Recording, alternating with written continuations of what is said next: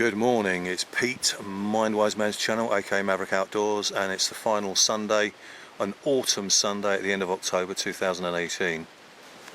Last night I wanted to do a bit of sort of night trekking skills, get orientation into this sort of overgrowth and undergrowth of this woodland that I've been to a number of times before, but obviously coming in the dark is a totally different sort of ball game, getting your orientation, and I was spot on. Regarding getting your orientation and from sort of memory, but there again, things can change in the woods from sort of one season to another. Fallen trees maybe can be a focal point, or a standing tree might be a focal point, and if it's not there because it's fallen, then of course it can scupper your orientation when you're actually navigating to get to the pitch that you want to locate at. Plus as well, I like to set up my shelter in the dark, good to practice those skills, and also it was forecast to rain and I knew I was going to walk into the rain, so that's another thing as well. So it's not just about fair weather wild camping.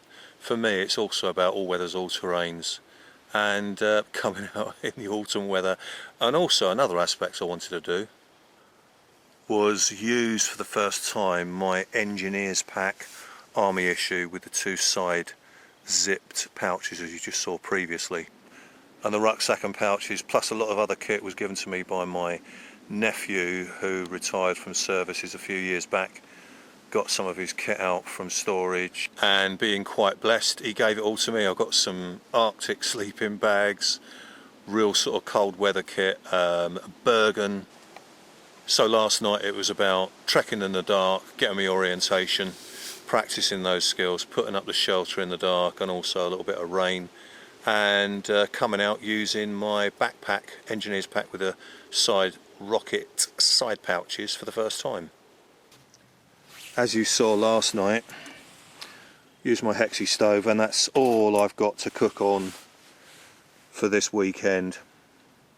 So I brought 3 litres of water storage in my kit bag, 2 litre bottle there, and another canteen litre in the side pouch, and then some drinking water which you saw me drink as I got up from sleep this morning. But now it's ready to get breakfast on the go on the Hexi. Then I'll show you a little bit around my basher and all the configuration of it. I want a big breakfast this morning, so to add with the tinned all-day breakfast, I've got some of this long life rosti, which is a mixture in this particular package of sliced up fried potatoes with bacon and cheese. It's long life. I think this has got about 3 years shelf life on it. You don't have to refrigerate or anything. Okay, so they might be a little bit weighty. That's 500 grams there, but you know, it's pre-cooked. If you need to eat it cold, circumstances dictate that, then you can get the calories down your throat even without having to heat it up.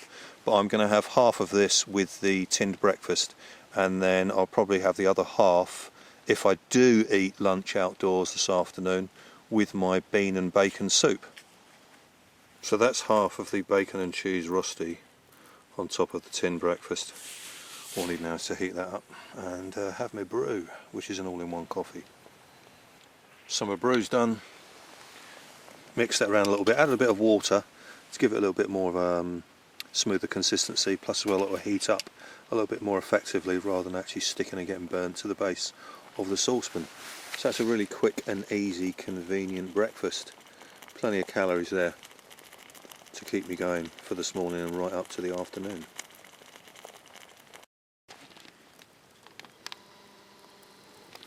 What I tend to do is I use half a block at a time, and then you get a nice sort of gradual residual heat without it all flaring up and flaming up around whatever your cooking utensil is. I actually mentioned a few years ago in a couple of wild camps, I think actually it was in this woods, but in a different location. Not far from here, whereby I was actually talking about using a Hexi stove. And I've found, say using a whole block, say you got 7-8 minutes out of it with a good heat, obviously it'd be a lot of flames. Breaking one in half, you're going to about 5 or 6 minutes, so you're sort of adding a third to maybe half extra time by actually breaking the blocks in half, if that makes sense. So 2 halves, I'll get maybe 12-13 minutes out of it compared to maybe 7 or 8 with a whole block. So yeah, I just find it works better that way, and plus as well you can actually control the flames, and it's less of a burn effect on what you're cooking or heating up in your pan, saucepan or whatever utensil. As you can see there, it's not too big a flame, but I know that's going to last from actually putting it on there for about 6-7 minutes. Of course, anything you're heating or cooking on any camp stove, put a lid on it and it heats up quicker and more effectively. But of course you can't keep the lid on it if you need to stir it, like I had to do with that. But the Hexi block has died down. It did heat through, it was bubbling. Tasted it, did a spoon test, but I'm just going to put the lid on and leave it there for another few minutes. Because it's stainless steel, all the heat will sort of rise through and actually warm it up a little bit more, even though the flame has now died off. Right, that's definitely even warmer now. As I feel it burn my tongue after giving it a stir and then a few mouthfuls. But the lid I'm now going to put on top of my coffee, and it will keep that warm as it's not an insulated cup, and there's a chill factor in the air.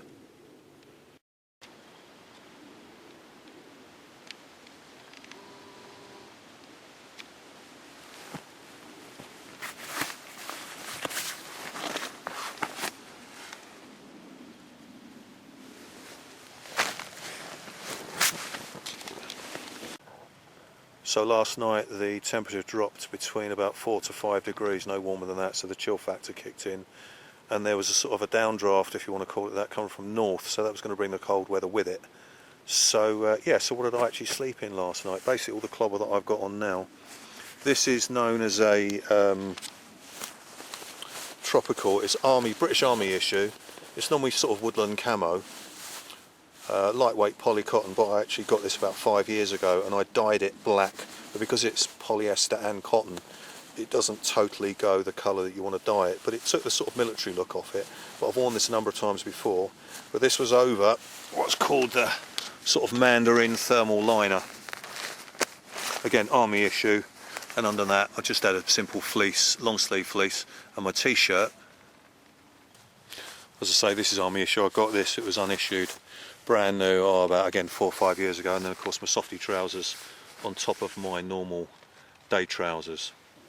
What I like about this shirt is it's lightweight and it's got 2 nice big bellows pockets here, so I'm one for pockets but without actually having to maybe bring my more heavier weight smock, which in this sort of weather I could have used, but it was just heavier weight to bring with me to keep in the rucksack before I needed it when the weather turned cold.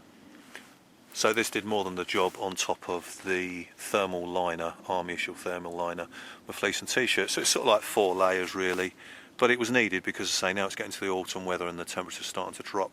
So you know, any fool can go wild camping and trekking, light backpacking, and be freezing cold. So you know, I brought what I wanted to bring.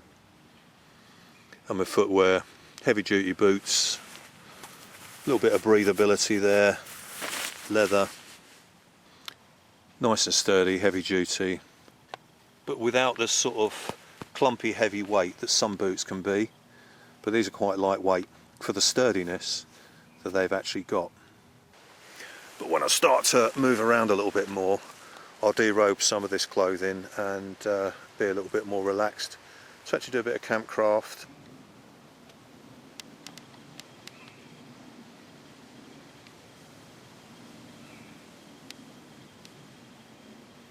So my tarp basher setup, this is actually one of my favourite configurations, especially with any tarp really, but especially this one being a 3 metres by 3 metres. It's got a good square dimension shape to it to get the most practicality of plenty of space. The lean-to aspect at the rear part, obviously where I was sleeping, then it comes up a little bit higher. Well, it's got the apex, which is the centre line, which is just the right height to sit comfortably under, and then if you need to get off the seat without having to sort of really get awkward movement to duck underneath the tarp, you can just sort of tilt forward a little bit and it's really comfortable to manoeuvre, so that's just the right height. But you'll notice this piece of wood which helps keep that apex up, as you can see, but then it actually goes along to this upright of the tree, whereby, you know, I couldn't get it any higher. So that was the highest point I could get to make the fixing, and then it's come along, but that would have actually gone down at an angle. So obviously I've risen it up, speaks for itself really, which enables that apex to be, and then of course the back is drawn up at the back just to raise that centre line of where the lean-to is, and it goes up to the centre of the back line there. So it helps with the tautness of what would normally be the ridge line, but it's the top edge of the lean-to, and then goes right the way up to that small bit of upright tree over there. Front corner going down to there, and this corner going down to fixing just there. So in general, it's not too high profile, it's okay for sort of reasonable windy weather, but I'm sort of just ducking down a little bit without over bending. So if you can imagine, it's really comfortable to actually go in and out of the shelter, because all I've got to do is just bend down to sort of something like that, and that's all I've got to do, rather than sort of squatting down if the profile's too low. And this lean-to comes sort of slight apex at the front, sort of admin space, is really nice shape and living space, but if the weather turns, I can match this lean-to, readjust these fixings and bring that down like that, and even lower the ridge line, so I could take it really down low, sort of that shape, if the weather was really inclement and the wind blew up. If the weather really changed and the wind kicked in, whereby anything could be actually a bit of a bellows to actually catch and lift, so obviously I'd lower the profile as just explained.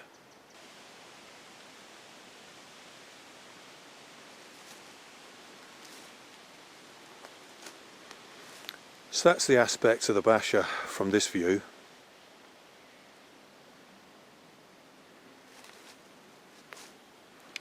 And then just slight different angle further along from where I was just standing. A few people have loitered into this central part of the woods, which is normally off the beaten track where I like to be. And I think a couple of people that were bringing their dog out, I think actually noticed me, because I heard someone say, "Is that a shelter over there? Is someone camping?" And then someone said as they were walking away, "Yeah, I think it's a rucksack." But the main pathways are well over 100 metres away from where I am, and if not further. But you'll notice there, last night I had my waterproof rucksack cover just draped over the little stick table items. Basically did that not just if the wind did actually blow any rain in, which I wasn't expecting it to, because it was light rain and it wasn't that windy, it was just a chill factor that actually made the area cold. But it was just if there was anything reflective, like my stainless steel cook kit, that's sort of something that could sort of bring to someone's attention. I simply wanted anything that was reflective covered up, for obvious reasons, without actually going into it, but just sort of kept those nice and covered up, plus where they're waterproof as well, in case any breeze did blow any rain in. But that wasn't expected last night. It was just coldness in the air rather than chill factor caused by the breeze. But the breeze was mainly up in the boughs of the trees rather than lower down on my ground level. And also just sort of little bits of wood on the main access, which sort of blocks it off a little bit, so if anyone is actually walking over, there's little bits of wood which are obstacles. And if anyone were to walk across here and come across me and not actually find out until right the last moment, at least these sort of slow down any pace of anyone walking around, so then they don't actually infringe on my basher space. Again, it's just simply a deterrent, it's just a sort of visual thing there to slow anybody down. Again, it's not any sort of paranoid barriers to sort of protect myself. I mean, anyone that sort of does wild camping and wants their privacy is going to totally appreciate what I'm talking about. Plus I've got a few snare traps where I get sort of paracord, make a few loops on the ground, tie it to a weighted device that's hanging off a branch, and if anyone does walk over, their foot goes in it, it triggers the pull of the snare and actually lifts them up and hangs them from the tree, so that traps anyone from actually getting any closer. Not really, only joking. Problem is, anyone that fast forwarded that last little bit for me to say that was just a joke, I'm kidding, it's probably meant, and say, oh, you can't put man traps. It's like, well, don't fast forward, watch all the video and actually everything will make sense. Then you would have actually got that it was a joke, you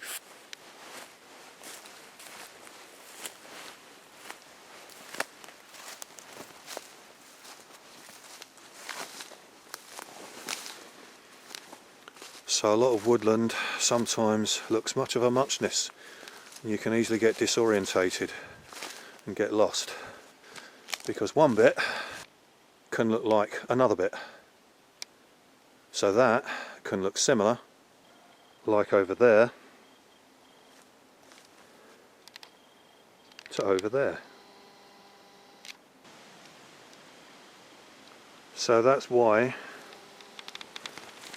I fancied trekking in the dark last night, to sharpen up my orientation and sort of navigating in the woods, and was right on target, so that was good.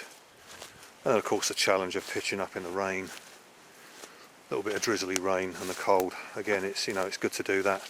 Sometimes you might get caught out, especially if you're into preparedness survival.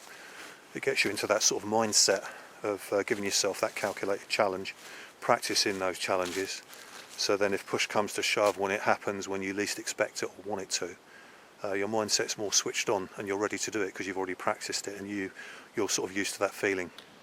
It's reducing any sort of stress factors, concerns, anxieties as best as possible, so that you're always clued on and switched on to be able to react to something that actually could be an emergency or something that you don't want to happen, but you have to adjust to it. And there's my old, really simple foliage debris survival shelter. Obviously it's collapsed. I made that just over nearly 5 years ago.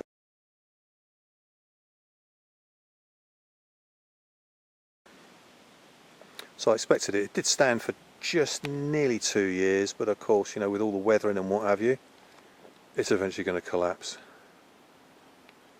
But since then, someone had attempted to make some sort of lean-to shelter there, probably after seeing mine, and either wanted to add an extra bit to it or attempted to see if they could do the same. Safety in the woods as well. A lot of people talk about it. I've mentioned it many times, but haven't brought it up recently due to not maybe being in these woods or similar sort of location. But widowmakers, any falling branches or potential to fall branches or even trees, since I've actually come in this wood over the past couple of years, compared to 5-10 years ago, there's major foliage of trees and branches on my journey here. So again, you know, you can have those as a focal point, a certain branch or a fallen tree, and then you come across another bit of open ground where there's another fallen tree and you can mistake it for the one you thought it was, but it's not. So, you know, there can be all these sort of complications. But just over in that direction, I can see some trees that are not got any foliage growing on the top, and they're looking very dry, so I reckon they're all going to fall very similar to, like this one has, just there. This one has, where it was over there, and then you can see another one going along there. 5-6 years ago they were still standing, so lucky I wasn't here when they fell down. But anything that you're not properly sure of, you can always try and give it a push, a bit of a shove, and at least assessing if there is anything that could be suspect, either stay well clear of it, or if you know the trajectory, if it were to fall or any droppage, is actually going to be well away from the footprint and space of your shelter.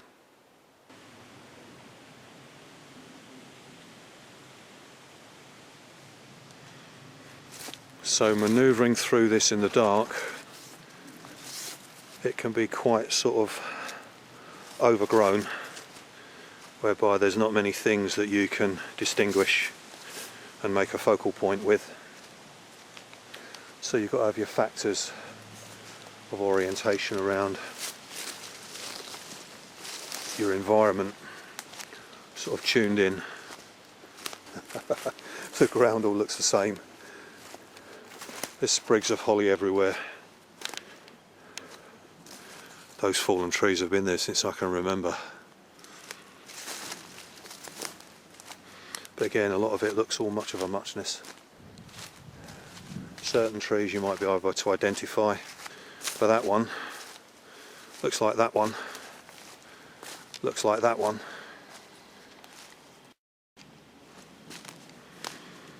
So just doing a little bit of fresh air walkabout, just sort of putting things in perspective really. I mean, this one, okay, is a shorter distance between the two trees, that one and that one, but in the middle you've got that little sprig of uprights which are very much the same as over there between those two trees, and in the middle of them is some sprig of uprights. So if you're looking for that sort of destination, these two that I've just shown you are not the only ones. So again, it's getting your bearings, getting your sense of direction, orientation, that sort of thing. And it's good to practice that.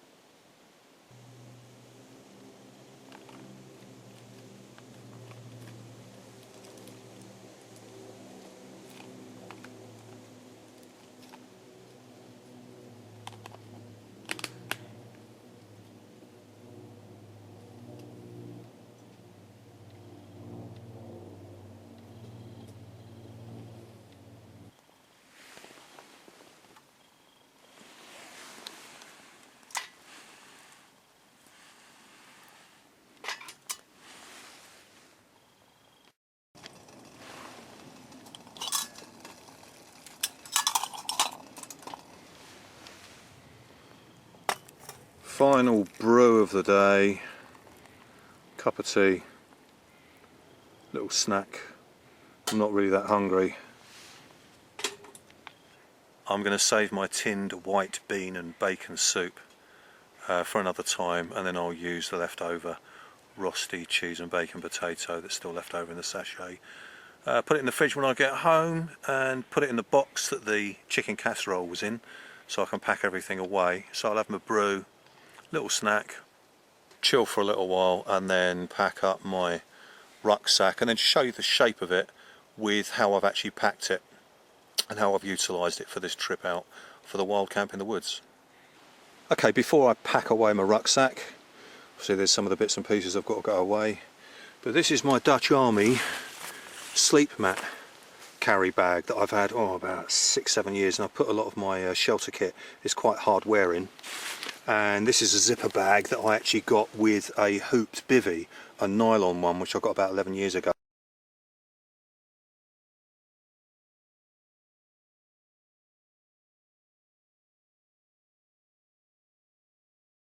And I'll use the bag. I haven't used the hooped bivvy for quite a while since I've had my Gore-Tex Dutch Army one.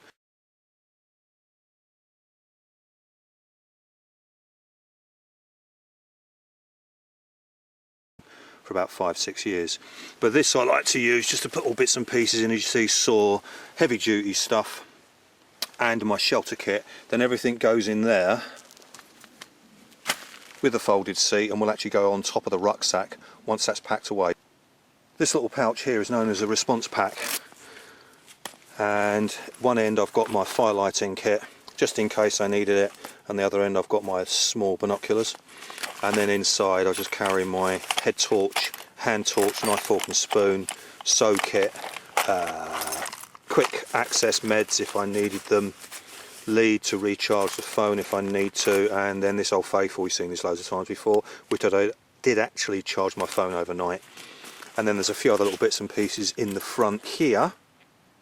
A lot of people say, well, if you're just going in for the overnight, why so much kit? Well, it's not so much how much kit there is, but whether it's for one night or a week, you still need your sleeping bag, your thermal layers, especially in this sort of weather as it's starting to get colder, your sleeping kit, mats, things that you would actually need whether you're out for a day or a week. So this being the majority of the stuff, bar the clothes that I'm wearing, which were actually bought in a dry bag for me to change into. And considering I brought a change of clothes with me, it's just basically a top that was in close contact, was a wicking t-shirt which got a little bit perspiry because of a long trek and carrying the rucksack, and then my fleece, and I wanted a fresh one So obviously that's going to be ready for the wash when I get home, and then the clothing that I've got on now is what I changed into when I'd a little freshen up and change my top, and then put the rest of my layers on to keep warm for the evening and of course sometime during this day. So I've loaded up first of all with the sleeping bag at the bottom, then my dry bag which was reasonably empty, and then my dirty clothes inside that. Sleep mat, softy trousers, and to continue on top of that, my 2-litre water canteen, my little zip pouch with a saucepan and kettle in it, which I've used many times before, the empty box that had my chicken casserole in is in the base there, with the leftover rosti, which I say I'll put in the fridge when I get home, and then the empty 1-litre bottle. I'm going to put my waterproofs in there as well because it's easier access to get them from the side pouch, just in case, but I think it's going to be dry for the rest of the day, especially on my trek back. In the other side pouch, got my first aid kit. Yeah, it looks a bit chunky, but everything's in there, bar having to amputate an arm or a leg that I can deal with. The tin of bean and bacon soup, that's where my tin food, majority of the food was actually in there. Brew kit, biscuit box, and then the box that I brought some buttered bread to have my breakfast at the night, getting that and go in the fridge, I'll have that. And then just utility paper kitchen roll towel on the top there. I did bring 2 Hexi stoves because I was thinking maybe I might do a brew, boil up the kettle and also heat up the food on the other one, but I just decided to use this one. But plenty of blocks left in here, but again just really small, compact. This would have done me for a good sort of at least a long weekend, 2 days worth of food, heating and what have you, or cooking. And the 2 Hexis, the final things that are actually going to go in the bag. The zips at the top go about halfway down the side. Obviously you'd see the opening if the side pouch wasn't there, and the same the other side as well. So it sort of opens about halfway here, either side. Then the flap just velcros over the top. There is a flap at the back here, which undoes from here and rolls down to actually cover the shoulder and back straps, and then you can carry it by the 2 handles at the top, so it's more like a carry bag. But you can see the side pouches clip at the top, 2, one each side, and also at the bottom, and then the zips go up the side here and also along the side there, and the same the other side, but you can see the zip is actually protected by the flap on either side of the pouch where each zip is. So the 2 pouches obviously unzip and then can be connected together to make a day pack on a separate yoke shoulder strap. It's like a separate unit.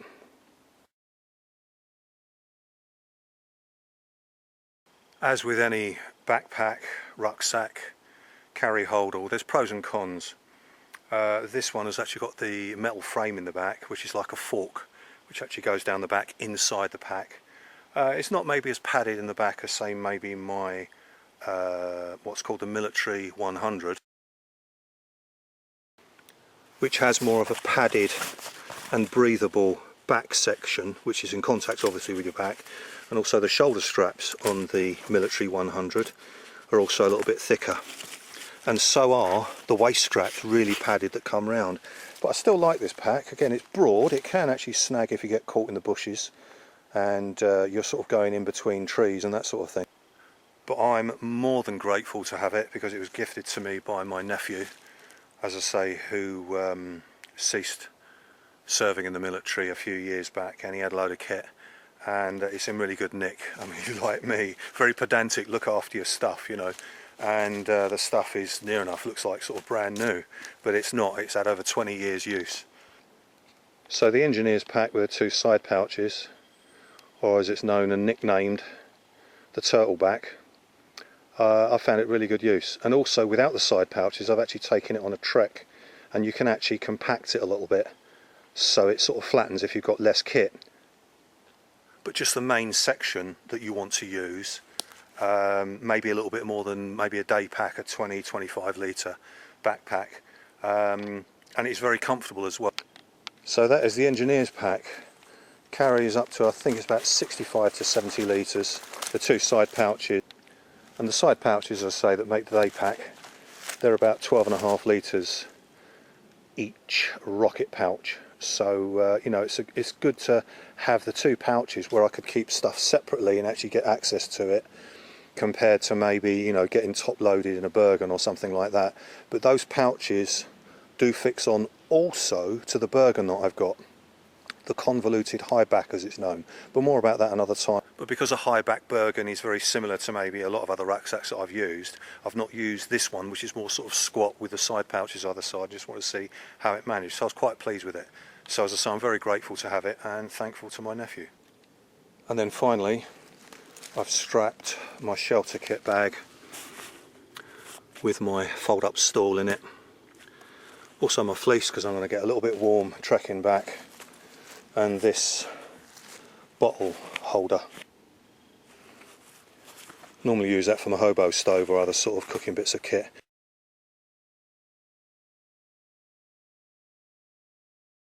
But that was just the most convenient thing I could get to put my drink bottle in, which I'll put around my waist on the way back so I can take sips of it, because it's going to be about just over an hour's trek and I know I'm going to give it just a little bit thirsty. If I do get caught out, it's coming up to about 4:30 now, but I've got another good hour and a half of daylight. But you know, if there was a problem, I've got easy access for my high beam torch that's carabined on there, and also my head torch. So just having that prepared just in case. So I've just placed all the bits of timber back on the ground, making it look as natural as possible. And as always, LNT, that's where my pitch was. Brush the leaves back, put a little bit of foliage over it so it looks undisturbed. So I'm going to make tracks while there's a little bit of daylight so I can enjoy the views on my way back. So as always, thanks for watching. Hope you found some interest from what I featured in this video, and catch you in another video soon. Cheers. Take care.